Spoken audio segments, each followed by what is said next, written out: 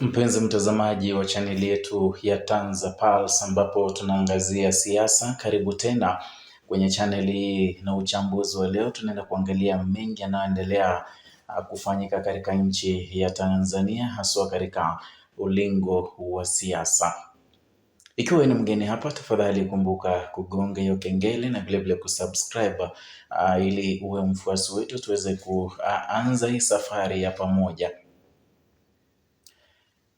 Ni kawaida wanasema kuwa kwa wakati mwingine serikali huwala watoto wake, kwamba serikali inaweza kuwa wewe ndio uko mstari wa mbele kabisa kutafuta serikali, kusaidia kiongozi fulani, kutafuta serikali katika kampeni na kila kitu, lakini baadaye pengine wewe ndio utakuwa wa kwanza kuhukumiwa kutokana na ule uamuzi mbaya ama kutokana na ule uongozi mbaya.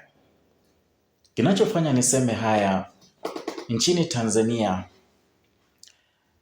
katika umoja wa CCM, Chama cha Mapinduzi, wakati wa kampeni za mwaka huu, wakati walikuwa wanatafuta viti mbalimbali kuelekea uchaguzi mkuu ambao ulifanyika Oktoba, ngawaje sijui ni uchaguzi ulifanyika ama ile ilikuwa ni kujichagua ama ni kujieka kitini. Kuna wale viongozi ambao wamekuwa wakitumikia CCM kwa muda mwingi sana, ambao kwa wakati mmoja hawakufikiria kuwa itakuja siku moja ambapo watakuwa wanawindwa na kiongozi yule ambaye wanampenda, pengine wamekuwa wakimtetea kwa muda sasa. Na leo tunaenda kuangazia orodha mpya ambao ni walengwa, ambao Samia Suluhu anawalenga zaidi kwa njia moja au nyingine, ambao sasa hivi wamepewa nasaha kwamba wanastahili kujilinda, maisha yao yamo hatarini. Na kwenye hiyo orodha utashtuka kwamba jina la Jenista liko miongoni mwa orodha ama mwa wale ambao wamekuwa wakilengwa sasa. Na vile Godfrey Mwambe ambaye alikuwa waziri wa nchi, ofisi ya waziri mkuu uwekezaji. Kumbuka pia leo alikamatwa, yumo kizuizini. Polisi waliconfirm leo asubuhi kwamba walimkamata wakati wa sababu zao. Kwa hivyo kwenye hii orodha kuna majina ya watu ambao tayari washakumbana na mwisho wao. Mtu kama Jenista Mhagama, yeye ashakutana na yake. Mtu kama Godfrey Mwambe yuko pale kwenye orodha na leo ameshikwa. Kwa hivyo tunaenda kuangazia orodha hii, na ni kweli ni kwamba Samia Suluhu hajawatesa wanachadema peke yake. Mmekuwa tukiangazia taarifa ambapo wanachadema wamekuwa wakishikwa. Wanachadema kosa kidogo unasikia fulani ameshikwa. Kiongozi wao, mwenyekiti wa chama cha Chadema Tundu Lissu, yumo jela hadi wa leo, na leo ilimaliza mwezi mmoja, siku 30 kama hajatokea mahakamani, lakini yuko kizuizini.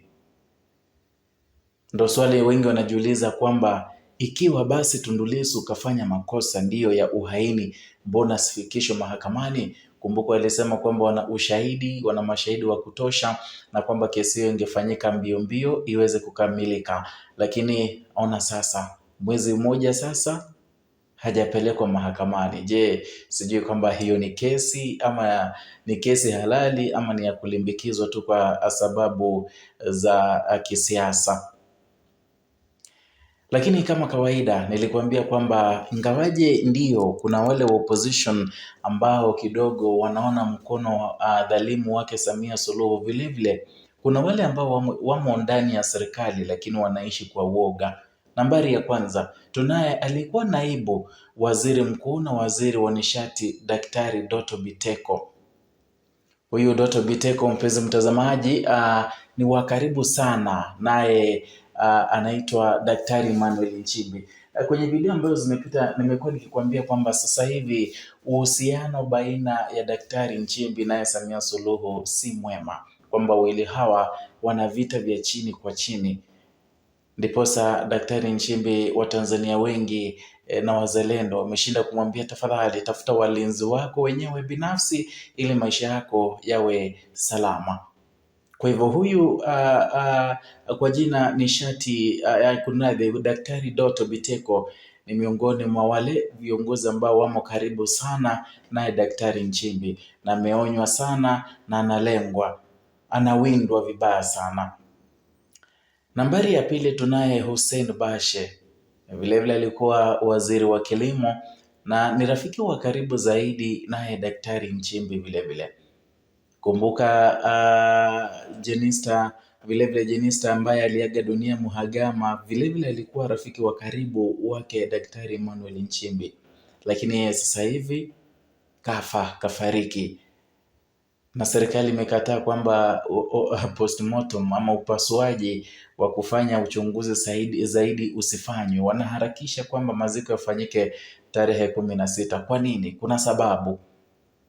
Nambari ya 4 tuna huyu Jenista Mhagama. Kwenye ile orodha sasa alikuwa waziri wa afya, lakini sasa ni mwenda zake, aliaga dunia. Hadi waziri Mwigulu Nchemba alisema kwamba hakuwa na matatizo yoyote, hakuwa na hitilafu yoyote, hakuwa na complication yoyote katika afya yake, lakini aliaga dunia. Unaanzaje? Unaagaje dunia kama hauna hitilafu yoyote, hauna complication yoyote, hauna matatizo yoyote ya kiafya? Inamaanisha kwamba kuna sababu, na hiyo sababu serikali ya Samia Suluhu inajua ni sababu gani. Nambari ya 5 kuna Daktari Seleman Jafo, alikuwa waziri wa viwanda na biashara, vilevile yeye anawindwa sana. Na ukiangalia vizuri, hawa ni watu waliokuwa na hudumu kwenye nafasi tajika katika serikali ya CCM. Tuna huyu anayeitwa Daktari Pindi Chana, alikuwa waziri wa mali na utalii, na yeye sasa hivi anawindwa vibaya.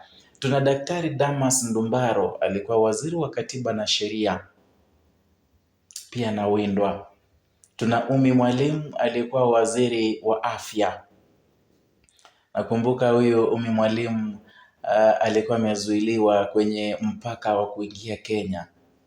Tunakumbuka ule wakati John Heche wa Chadema vilevile alizuiliwa akienda kuomboleza mazishi ama kumzika Raila Odinga ambaye alikuwa kiongozi wa upinzani nchini Tanzania. Katika mpaka wa Sirare, John Heche alizuiliwa kisa na maana hana vyeti vya kutosha, vyeti vinavyohitaji kusafiri nje ya nchi. Tukadhani kwamba haya ni mambo huenda yatafanyika tu kwa wana Chadema, lakini wazi kuwa hata wana CCM sasa hivi mambo si mambo, manake ndio sasa hivi ambao wanaona moto ndani ya serikali. Ndipo wengine wakasema kwamba usione hapa nje kuna moto, kule ndani kuna waka. Inamaanisha kwamba ndani ya CCM mambo sio mazuri, wengi wanaumia, wengi hawajielewi, hawaelewi serikali ya Samia itakuwaje.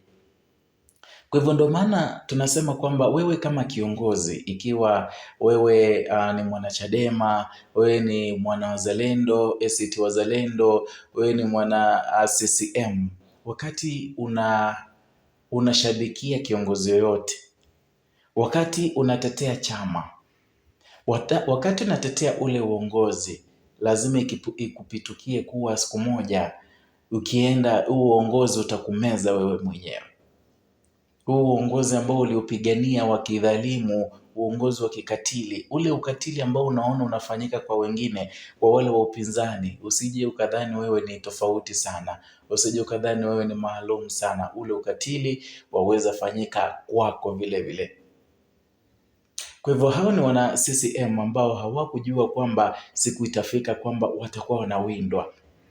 Kwa mfano Daktari Nchimbi akitafuta kura kwa bashasha kwenye ile mikutano, kwenye zile rali za kisiasa, walikuwa na bashasha. Hakuwahi jua kwamba, haikuwahi mpitukia kwamba baada ya ule uchaguzi, ingawaje uchaguzi haukuwa uchaguzi, lakini baada ya huo uchaguzi mambo yangeenda mrama jinsi yameenda mrama, na sasa hivi hawaonani kwa macho yeye na Rais Samia. Inakuanga hivyo, ni wakati ni siasa zinakuwa hivyo. Kama wana CCM sasa hivi najua wanalia, najua wana CCM wanashangaa ni kipi kilichomwingia Samia Suluhu. Lakini kwa kawaida tunajua wakizungu anasema kwamba every step in politics has a repercussion.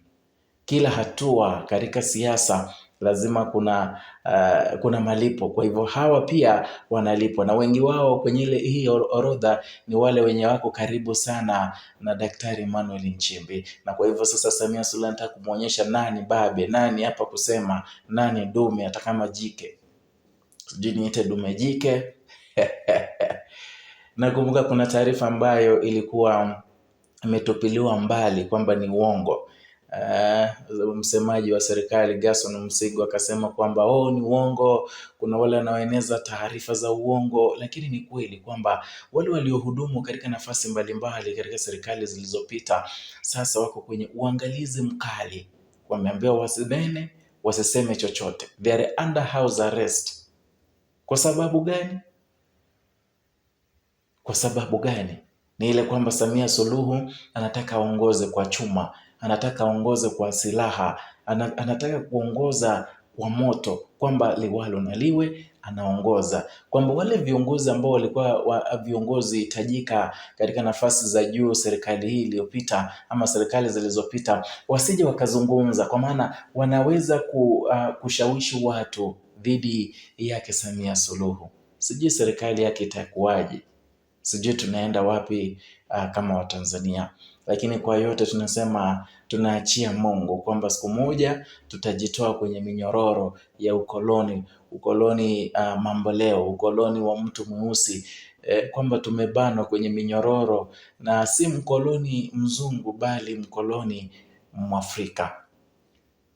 Ndo hayo tulikuwa tunazungumza leo hii kutoka hapa TanzaPulse. Ni channel mpya, tafadhali ikiwa uko hapa subscribe, share the videos ili tuweze kufikia wengi zaidi na wapate taarifa hizi. Hapa tunazungumza kuhusu siasa na siasa peke yake. Kwa hivyo ikiwa ni mgeni hapa, gonge alama ya kusubscribe, like na kushare video zetu, na vile vile kumbuka kugonga alama ya kengele ili uwe wa kwanza kupokea taarifa hizi pindi tu tunapozileta hewani.